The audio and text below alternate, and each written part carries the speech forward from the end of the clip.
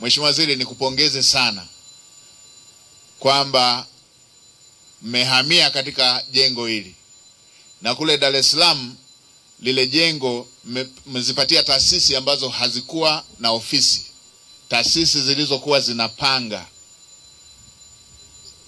Serikali ilikuwa inaingia gharama kuweka taasisi zake kwenye majengo ya kupanga. Hatua hii mliofanya ni nzuri sana.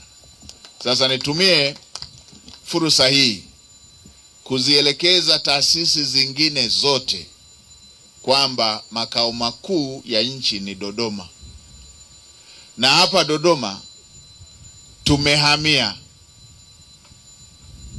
Hapa ndo makao makuu ya nchi.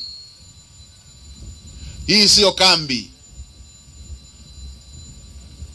Kienda kambini unakuwa unawazawaza kwamba kuna muda nitarudi nyumbani.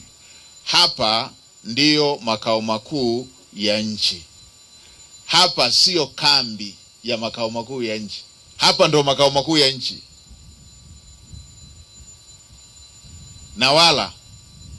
Na wala hatutakuwa na makao makuu mbili zilizo sambamba. Hapa ndo makao makuu ya nchi.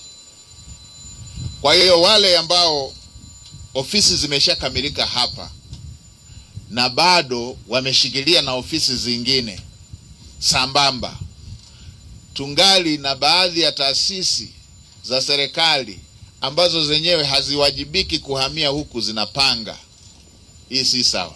Mheshimiwa Waziri, mwelekeze Katibu Mkuu atengeneze timu ifanye tathmini ya majengo yote ya serikali yaliyoko Dar es Salaam ambayo yako underutilized, nipate hiyo ili tuyagawe kwenye taasisi zingine ambazo zinapanga na ingali serikali na majengo yasiyotumika.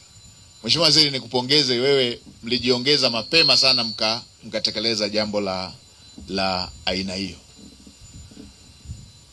Tunataka kazi za serikali zifanyike makao makuu ya nchi